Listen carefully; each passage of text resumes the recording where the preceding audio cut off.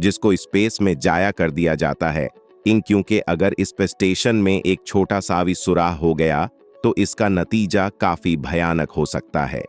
एक ही सेकंड में इस पे स्टेशन पटकर रेजा रेजा हो जाएगा। हाल ही में तबाह होने वाली टाइटन सबमर्सिबल की एग्जाम्पल हम सबके सामने है, पर स्पेस में इसका बिल्कुल अपोजिट होता है। यहाँ बाहर का प्रेशर 0 जबकि ISS के अंदर प्रेशर मेंटेन्ड होता है। बिल्कुल टाइटन की तरह अगर इसमें छोटा सा भी क्रैक पड़ा तो ये डीकब्रेस होकर भट जाएगा। ISS जिस ऊंचाई पर अर्थ को ऑर्बिट करता है, यहाँ पर इनमें शामिल हैं सैटेलाइट के पार्ट्स और सैकड़ों छोटे बड़े मीटियोराइट। तो सवाल ये पैदा होता है कि ISS इन मीटियोराइट से खुद को कैसे बचाता है। इंटरनेशनल स्पेस स्टेशन अर्थ को 27,000 किलोमीटर पर आर्गी स्पीड से, और वही पैसिफिक ओशन जिसको पार करने में कमर्शियल प्लेन्स को 13 घंटे लगते हैं, इतनी तेज स्पीड से अगर इसका टकराव रेत के एक जर्रे जितने मेट्योराइट से हो जाए तो ये ऐसा ही होगा जैसे 80 की स्पीड से गाड़ी दरख्त से जा टकराएं। 23 मार्च लगे हाथ उनको सिर्फ 6 मिनट पहले बताया गया था। सारा क्रू फॉरेन लाइफ बोट्स में चला गया, लेकिन खुशकिस्मती से स्पेस डिबरी ISS के बिल्कुल करीब से बिना टच किए गुजर गई। पर ISS को मेटेरोराइट्स के खिलाफ हर बार जिस तरह बॉलेट प्रूफ वेस्ट में अलग अलग लेयर्स होती हैं, इसी तरह ISS के हल को भी अलग अलग लेयर्स मिलाकर बनाया गया था। सबसे बाहर वाली लेयर अल्मुनियम की है, उसके बाद एक वुवन मटेरियल की लेयर, और उसके भी अंदर द ISS पर हर गुजरते वक्त रेत के दाने जितने माइक्रोमेट्योराइड्स हमला कर रहे होते हैं। लेकिन ये इसकी बॉलेट प्रूफ लेयर्स ही हैं जो ISS को पिछले 26 सालों से पचाई बैठी हैं। पर अगर कभी कोई बड़ा मेट्योराइड्स ISS की राहम जमीन पर मौजूद मिशन कॉन्टूरल का क्रॉफ पहले से ही आने वाले मेट्योराइड्स की लोकेशन और पोजीशन का अंदाजा लगाए बेटा होता है।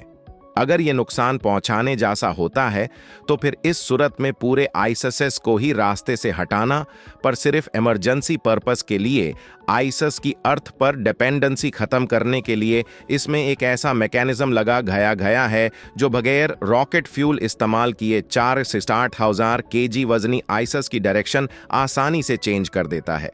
इसके से पर ये फुटबॉल फील्ड जितने बड़े ISS की डायरेक्शन को कैसे चेंज करते हैं। इन बॉक्सन के अंदर फ्लाई व्हील्स लगे हैं जो कि 6,600 राउंड पर मिनट की स्पीड से स्पिन करते हैं। फ्लाई व्हील्स भारी बरकम गोल पहिए की तरह होते हैं, ठीक ट्रेन के। ये प्रवाजवागा अप्राजवागा प्रमाजवागा प्राजवागा प्रवाजवागा प्रवाजवागा प्रवाजवागा प्रवाजवागा प्रवाजवागा प्रवाजवागा प्रवाजवागा प्रवाजवागा जो कि ISS में लगे सोलर पैनल्स जनरेट करते हैं। सोलर पैनल्स की बात हो ही रही है तो आपको बताते चलें कि ये सोलर पैनल्स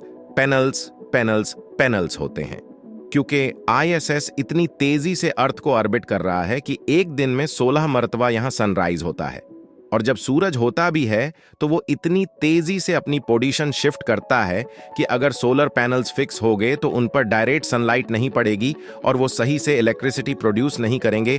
इसी लिए ये सोलर पैनल्स हर वक्त 310 एयर कंडीशनर्स आसानी से चला सकते हैं। इंटरनेशनल स्पेस स्टेशन पे एस्ट्रोनॉट्स के साथ राब्ता रखना भी मिशन कंट्रोल के लिए एक बहुत बड़ा चैलेंज हुआ करता था। कम्युनिकेशन रेडियो सिग्नल्स के जरिए होती हैं। ये सिग्नल्स अर्थ को क्रॉस नहीं कर सकते और अक्सर ISS अर्थ के उस पार होता है। इस मसले को हल करने के लिए पहले ये तरीका कॉस्टली भी था और काफी अनरिलायबल भी। अक्सर अगात ISS से राब्ता 1 घंटे तक डिस्कनेक्ट हो जाता था, तब तक जब तक वो वापस से अर्थ का ऑर्बिट करके मिशन कंट्रोल की रेंज में ना आ जाए। लेकिन अब ऐसा नहीं होता। ISS को जब भी मिशन कंट्रोल से राब्ता करना हो तो पहले सिग्नल जब सैटेलाइट कैच करती है, फिर वो ही सिग्नल सैटेलाइट के नेटवर्क में भेज दिया जाता है, और फिर जो भी सैटेलाइट रेंज में होती है वो सिग्नल को ह्यूस्टन मिशन कंट्रोल तक सेल्फ सफिशिएंट बनाने की कोशिशों में लगे हुए हैं।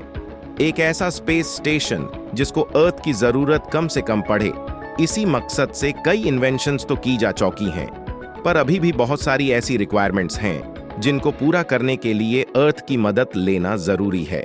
जैसा कि खाने का सामान, इंटरनेशनल स्पेस स्टेशन पर मुख्तलिफ किस्म के एक्सपेरिमेंट करने के लिए कई लैब्स मौजूद हैं जिनमें ज्यादातर एक्सपेरिमेंट अगर एक्सपेरिमेंट भाड़ी पे किए जाते हैं। मकसद सिर्फ एक है कि जब ह्यूमंस पर यहां डीप स्पेस में जाएंगे तो उनको किन किन मुश्किलात का सामना करना पड़ सकता है। आईएसएस को अर्थ से सिर्फ 6 उम्मीद है अराइज ट्यूबे की। यह वीडियो भी आप लोग भरपूर लाइक और शेयर करेंगे। आप लोगों के प्यार भरे कमेंट्स का बेहद शुक्रिया।